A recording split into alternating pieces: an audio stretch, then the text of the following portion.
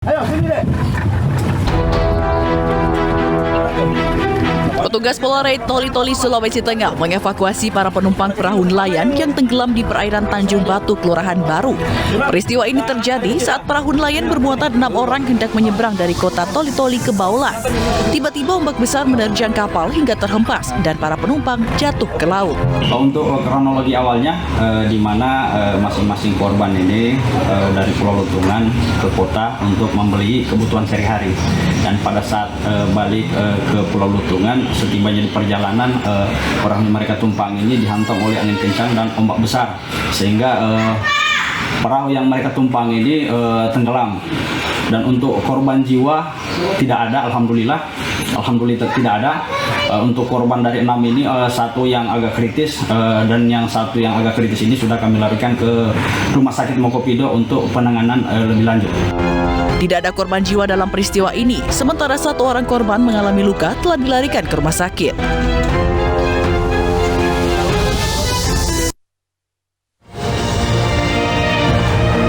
Selamat malam, apa kabar pemirsa? Proses evakuasi para penumpang perahu nelayan yang tenggelam di perairan Tanjung Batu, Kelurahan Baru, menjadi pembuka jumpa kita di Aimus Prime. Polisi meningkatkan status kasus penganiayaan seorang ayah terhadap anak kandungnya di sebuah apartemen di Jakarta dari penyelidikan ke penyidikan. Itu artinya tinggal menunggu waktu polisi akan menetapkan tersangka. Saya Abraham Silaban, Anda menyaksikan Aimus Prime.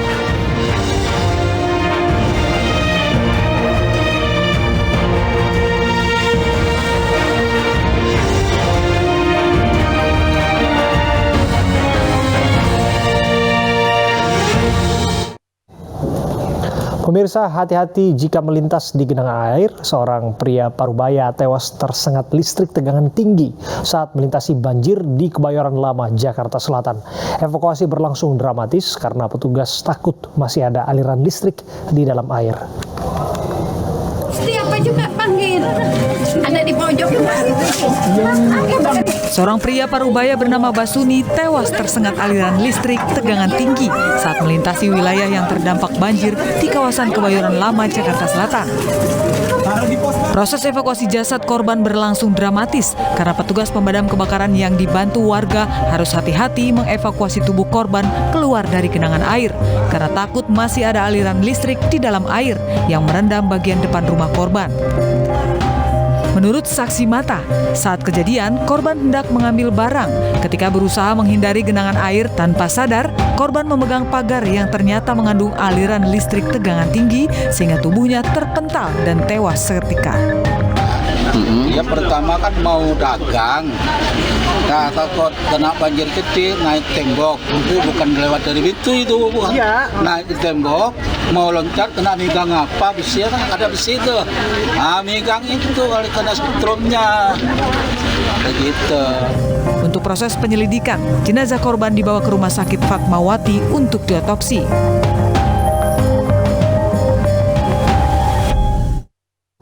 Seorang ibu dan bayinya dievakuasi dari banjir di Kecamatan Ujung Jaya, Sumedang, Jawa Barat. Banjir setinggi 2 meter juga menewaskan seorang pengendara motor.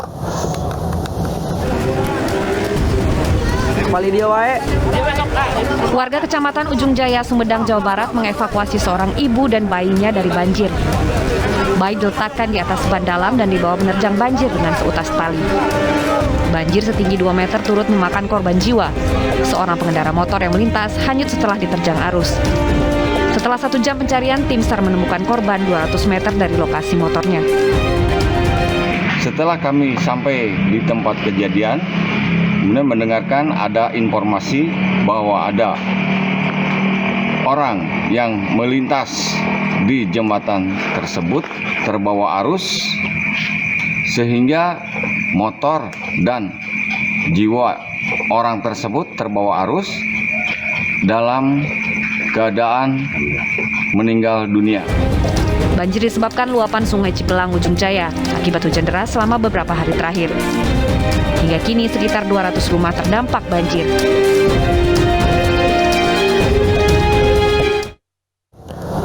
Kuasa hukum korban kekerasan dalam rumah tangga dan kekerasan terhadap istri dan anak kembali mendatangi Polres Jakarta Selatan untuk menyerahkan barang bukti. Kapolres Jakarta Selatan menjamin kasus KDRT akan diusut tuntas.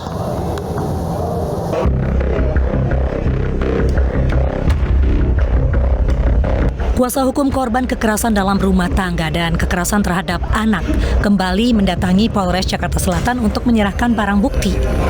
Polres Jakarta Selatan berjanji akan menindaklanjuti kasus ini berdasarkan bukti-bukti yang diserahkan. Kami akan memproses kasus ini secara tuntas dan kami juga menyampaikan rasa prihatin terhadap apa yang dialami oleh korban dan keluarganya. Kami berharap masyarakat tidak melakukan kekerasan terhadap anak maupun juga menyebarkan video-video yang terkait. Tanggal 5 September pun itu kan saya sedang berada di luar kota, terlapor datang ke rumah gitu kan, tiba-tiba ngamuk-ngamuk datengin anak, dan itu yang kami laporkan sekarang kan, yang kejadian 5 September itu kan sudah tidak ada kaitan apa-apa lagi dengan saya alamin. Hidung saya ini bengkok ya, bisa dilihat tulang hidungnya geser karena saya ditonjokkan gitu. Sebelumnya Rabu kemarin korban dimintai keterangan seputar kekerasan dari mantan suami atau ayah dari kedua anaknya. Kepada penyidik, korban mengaku kerap mengalami KDRT dari suaminya sejak 2021. Pemeriksaan ini juga turut mengungkap motif terlapor menganiaya kedua anaknya.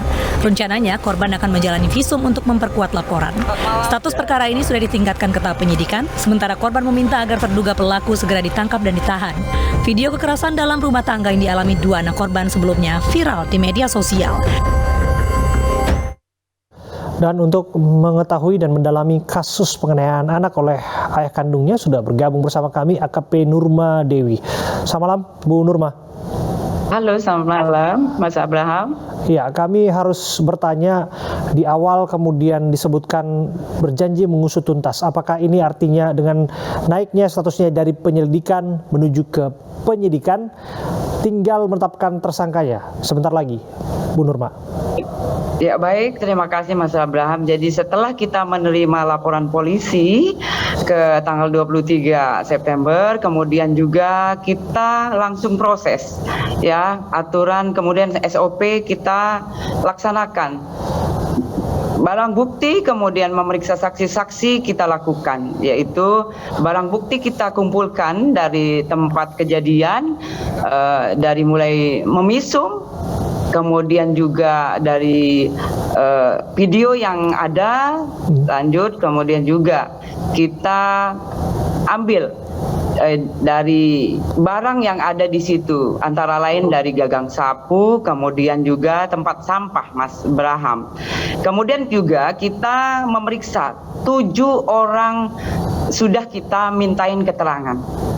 Dari mulai terlapor, kemudian pelapor, korban, tukang parkir yang di sekitar, lanjut juga satpam, karyawan, itu Mas Abraham. Jadi kita betul-betul menindaklanjuti kasus yang sudah dilaporkan terutama di Polres Jakarta Selatan. Bu Nurma, bagaimana menjawab kemudian laporan sudah masuk September 2022 dan ini sudah masuk bulan Desember, sebentar lagi ganti tahun kita, Bu. Apakah betul ini indikasinya ada upaya perlambatan kasus ini dan lain sebagainya? Ya, jadi ini kita memang betul-betul tidak gegabah. Ya, jadi untuk kasus yang dilaporkan kita tidak gegabah. Kita memeriksa semua saksi-saksi yang melihat dan mendengar. Kemudian juga kita berkoordinasi dengan perlindungan anak. Ya, jadi kita berkoordinasi dengan P2. Ya. TP2A. Jadi kita berkoordinasi, lanjut untuk korban kita periksa dengan konseling.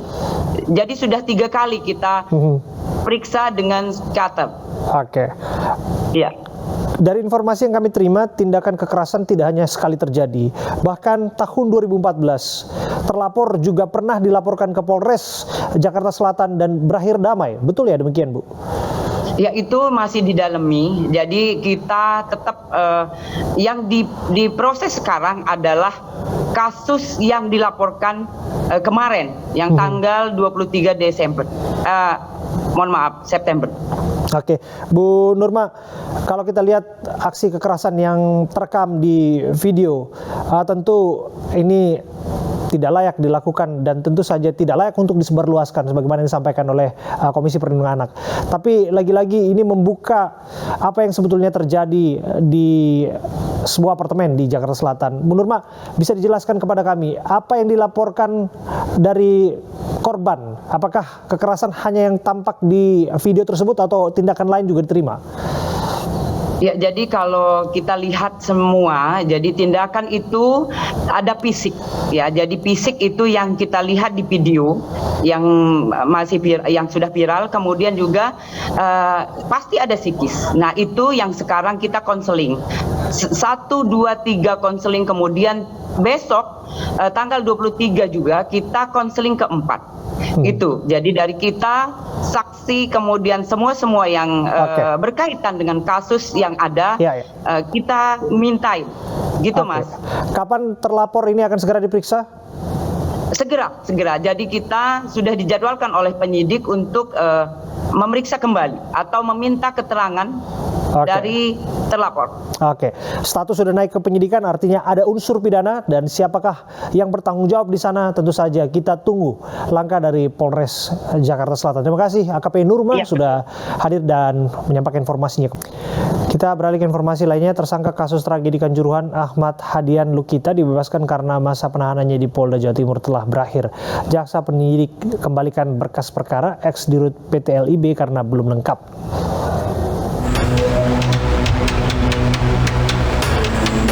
Tersangka kasus tragedi kerusuhan Kanjuruhan Ahmad Hadian Lukita dibebaskan. Ex-dirut PT LIB itu bebas karena masa penahanannya di Polda Jawa Timur telah berakhir. Jaksa peneliti mengembalikan berkas perkara Hadian Lukita karena belum lengkap. Kejaksaan menegaskan, meski dibebaskan, status Hadian Lukita masih tetap tersangka. Bahwa ketentuan unsur-unsur yang belum terpenuhi dalam pasal 359 KUHP pidana tersebut adanya, yaitu unsur barang siapa karena kealpaannya menyebabkan matinya orang lain. Di sini tentu kami bisa mengatakan pada Bapak sekalian bagaimana tindakan dari AHL ini tidak bisa terpenuhi unsur-unsurnya yang disangkakan oleh penyidik. Meski berkas dikembalikan, proses hukum untuk tersangka Ahmad Hadian Lukita dengan melengkapi kekurangan syarat material sesuai petunjuk jaksa, yakni mengumpulkan keterangan saksi ahli. Terkait dengan kelengkapan syarat material yang nanti kami tetap akan melakukan kelengkapan terhadap kekurangan itu, tentunya dengan waktu yang sudah habis ini kami wajib untuk mengeluarkan terhadap tersangka tersebut. Sambil lalu kami tetap berupaya untuk melengkapi syarat material yang ada kekurangan tersebut. Apa syaratnya yang jadi petunjuk dari Kejaksaan Tinggi? Rencana kami akan berupaya untuk mencari keterangan ahli kembali. Artinya SP3 dibuat kemana? Tidak SP3, tapi dikeluarkan karena masa penahanan sudah. Proses persidangan untuk 5 tersangka tragedi Kanjuruhan akan dilaksanakan di Pengadilan Negeri Surabaya dengan alasan keamanan. Tragedi huru-hara Kanjuruhan pada 1 Oktober lalu menewaskan 135 orang. Selain itu, ratusan orang juga menjadi korban luka ringan dan berat. Penyidik Komisi Pemberantasan Korupsi membawa 3 koper usai menggeledah kantor gubernur dan wakil gubernur Jawa Timur. Namun Gubernur Khofifah berdalih tidak ada barang yang dibawa dari ruangannya.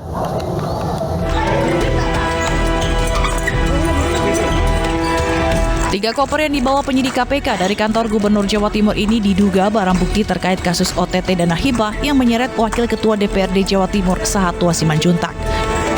Penggeledahan di kantor Gubernur Jawa Timur ini dilakukan sejak Rabu pagi dan selesai pukul 20 waktu Indonesia Barat. Penyidik KPK juga melakukan penggeledahan di kantor Gubernur Jawa Timur, diantaranya adalah ruang kerja Gubernur, Wakil Gubernur, dan juga Sekretaris Daerah Provinsi Jawa Timur. Termasuk juga kantor Sekretariat Daerah, kemudian kantor BPKAD dan Bapeda Jawa Timur. Dari lokasi yang berbeda ini, tim penyidik KPK mengamankan beberapa dokumen terkait dengan hibah yang bersumber dari APBD Provinsi Jawa Timur dan juga barang bukti elektronik. Sementara itu, Gubernur Jawa Timur Khofifah Indar Parawansa buka suara terkait penggeledahan ruang kerjanya dan ruang kerja Wakil Gubernur Jawa Timur Emil Dardak oleh penyidik KPK. Khofifah mengaku tidak ada barang yang dibawa dari ruangannya, namun ada flash disk di ruang sekda yang dibawa oleh KPK. Saya, Pak Wagub, Pak Sekda, dan jajaran Pemprov Jawa Timur semuanya menghormati proses yang sedang berjalan. Dan kami semua, jajaran Pemprov Jawa Timur, siap untuk membantu mendukung data jika dibutuhkan oleh KPK. Yang terkonfirmasi di ruang gubernur tidak ada dokumen yang dibawa. Di ruang Wagub tidak ada dokumen yang dibawa. Di ruang sekda ada flash disk yang dibawa. Jadi posisinya seperti itu, kawan-kawan sekalian. Ya, terima kasih ya. Terima kasih. Sebelumnya KPK sudah menetapkan Sahatwa Simanjuntak beserta 3 orang lainnya, seorang kepala desa di Sampang Madura dan koordinator lapangan program masyarakat sebagai tersangka dalam kasus suap dana hibah menggunakan APBD Jatim yang mencapai 5 miliar rupiah.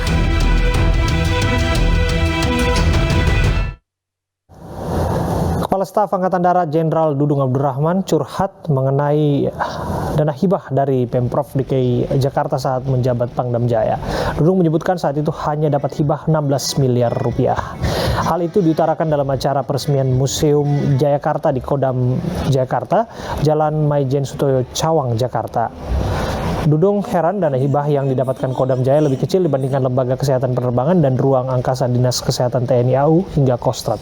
Dudung menjabat Pangdam pada 27 Juli 2020, kemudian diangkat sebagai Pangkostrat pada 25 Mei 2021, lalu dilantik menjadi Kasat pada 17 November 2021.